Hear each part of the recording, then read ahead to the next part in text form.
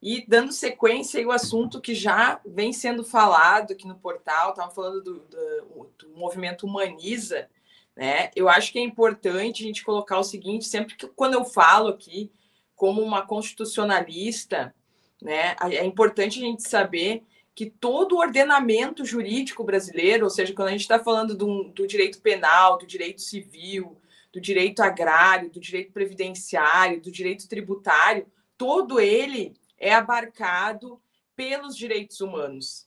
Então, a gente tem um super princípio que está no artigo 1º, inciso 3 da Constituição, que é o princípio da dignidade da pessoa humana, que ele irradia os seus efeitos para todo o ordenamento, não só para os 250 artigos da Constituição, mas também para todo o ordenamento jurídico brasileiro, que significa todas as leis ordinárias, leis complementares que regem as relações que acontecem no nosso país. Então, hoje aqui eu selecionei o assunto específico que se chama os direitos da mulher no divórcio, né? Esses direitos da mulher no divórcio, eles estão previstos, escritos no Código Civil, mas a gente sempre interpreta qualquer lei através da Constituição Federal. Então, a Constituição Federal ela é um filtro, né? Qualquer norma tem que ser interpretada através da Constituição. E a nossa Constituição de 88, ela tem muito forte a questão dos direitos humanos, dos direitos fundamentais, né? Os direitos fundamentais são direitos humanos que estão positivados nas constituições de cada país. Então, eles norteiam todas as demais normas.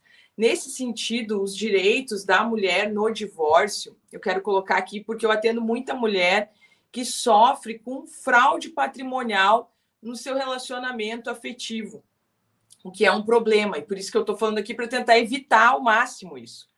Então, a primeira orientação, assim, que eu acho que é importante é quando a pessoa tem uma união estável, registre a união estável, ou faça um casamento civil, ou registre a união estável no cartório de registro, tá? Isso é importante porque isso viabiliza que no momento de separação desse casal, a pessoa possa ter acesso aos seus bens, né, que foram conquistados ali durante a união, durante essa união estável ou esse matrimônio aí contraído pelo casamento.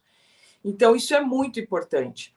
Caso a pessoa não tenha esses documentos, vai ter que fazer prova da data inicial da união estável. E aí complica um pouco mais, né? Daí tem que ter documentos, tem que ter testemunhas. Não é que seja impossível, mas fica mais difícil. Então, o ideal é, se a pessoa quer morar com alguém ou quer constituir família, que registre oficialmente isso, faça um documento formal e registre, tá?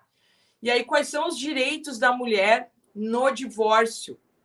Eu vou falar aqui do regime de bens mais comum, que é o regime de comunhão parcial de bens. Esse é o regime mais comum. Se a pessoa não fizer pacto antinupcial ou não escolher um tipo específico de regime para o seu casamento, vão incidir as regras da comunhão parcial. E aí significa o seguinte: tudo aquilo que for adquirido após o casamento pelo casal, mesmo que esteja só no nome de um dos cônjuges, deve ser partilhado entre os dois no momento do divórcio. Então, todos os bens adquiridos depois, né, vão ter que ser partilhados. Inclusive, vamos pensar aí, um dos cônjuges constitui uma empresa, né, também tem que partilhar. Carro, casa, enfim, ações. Vamos pensar, inclusive, prêmios. A pessoa ganhou na loteria, tem que dividir com o cônjuge na hora do divórcio, tá? Todo o patrimônio existente vai ter que ser dividido. Além disso, em relação à guarda de filhos, havendo filhos menores, em regra, essa guarda vai ser compartilhada, ou seja, pai e mãe irão compartilhar as decisões do filho. Mas é possível, num acordo, manter a guarda unilateral em favor da mãe ou do pai. Outro direito que a mulher tem na hora do divórcio é de manter o nome de casada, né? Por exemplo, ela casou e ela mudou o nome dela, acrescentou o sobrenome do esposo. Ela pode manter esse nome dessa forma, ou ela pode também retirar e voltar a usar o seu nome de solteira, tá? Claro, aqui também existe uma série de peculiaridades que não vem ao caso de tratar nesse momento aqui da nossa coluna, mas é importante saber isso e ter essa orientação. Se for união estável, valem as mesmas regras, tá? Divide tudo que foi adquirido depois do casamento. O que não se comunica, o que não se partilha? Os bens doados ou os bens herdados, tá? Esses não vão ser partilhados.